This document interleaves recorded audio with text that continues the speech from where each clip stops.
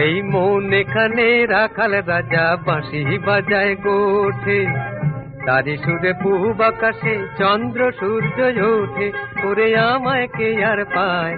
এই মন এখানে রাখাল রাজা বাঁশি বাজায় গোঠে। বাংলা ছবির জগতে জনপ্রিয় বা প্রথম সারির কৌতুকাভিনেতাদের মধ্যে তার নাম আসবেই।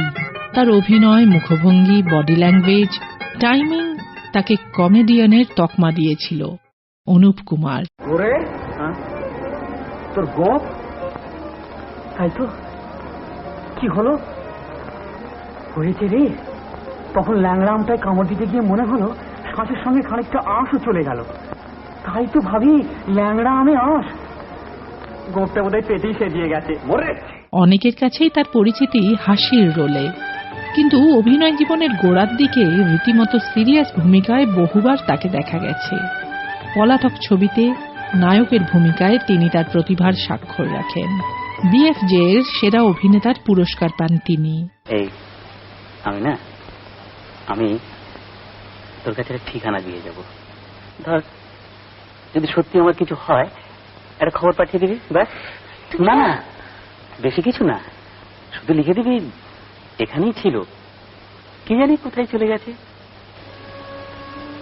কারো মনে দুঃখ দিতে নেই, জানলি? কি হবে দুঃখ দিয়ে? পড়ুক না, শুধু সিঁদুর বইতো নয়, জীবনে তো আর কিছুই পেলে না।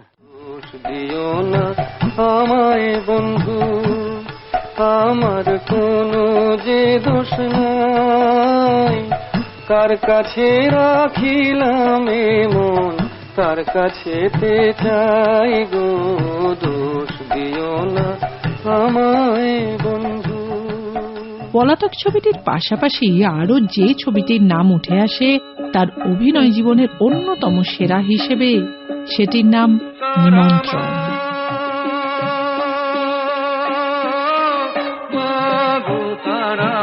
সিংহ পৃষ্ঠে ভর দিয়ে আলোয় করে ত্রিভুবন, সিংহ পৃষ্ঠে ভর দিয়ে আলোয় করে ত্রিভুবন।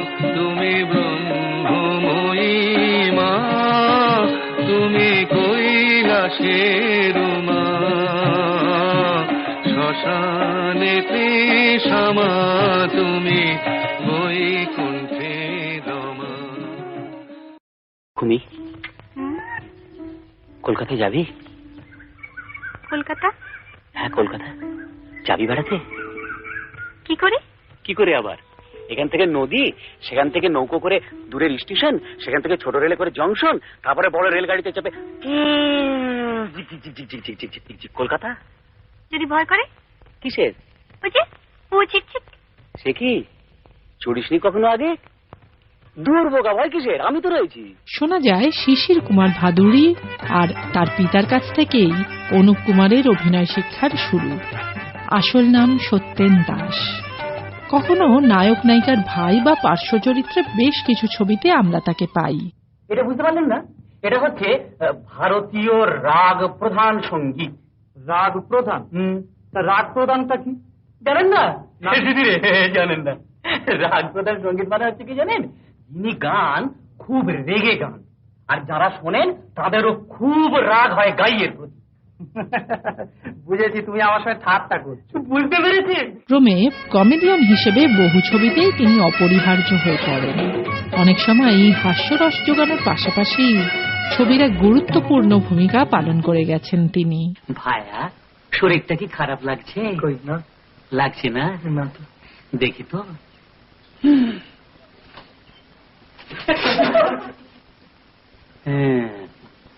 বাড়ি যাও ভাই, বাড়ি যাও। পরে তোমার সঙ্গে আমার একটা প্রাইভেট টক আছে। কি ব্যাপার? তুই সতরে নাক গলাচ্ছিস কেন? বলছি না প্রাইভেট কথা। অনুপ কুমারের জন্ম 1930-এর 17 জুন। একই সঙ্গে কৌতুক আর সিরিয়াস অভিনেতার সংমিশ্রণ ঘটেছিল তার মধ্যে।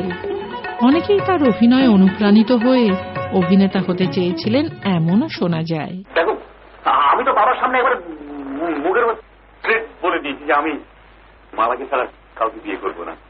অর্জুনা, তোমাকে নিয়ে নৌকো করে ঘুরে বেড়াবো না, গান শুনবো, আমি তোমাকে বিয়ে করবো। জানো তো, তো ওর তো বিয়েই হয়ে গেছে, আমাদের ক্লাসে পড়ে। আমি তোমাকে ভাগাবার জন্য বুঝিয়ে বুঝিয়ে অভিনয়। শিল্পীর জন্মদিনে রইল আমাদের শ্রদ্ধার্ঘ্য। জীবনপুরের পথিক রে ভাই, কোন দেশে শাকিল নাই, কোথাও আমার মনের খবর পেলাম না, কোথাও আমার মনের খবর পেলাম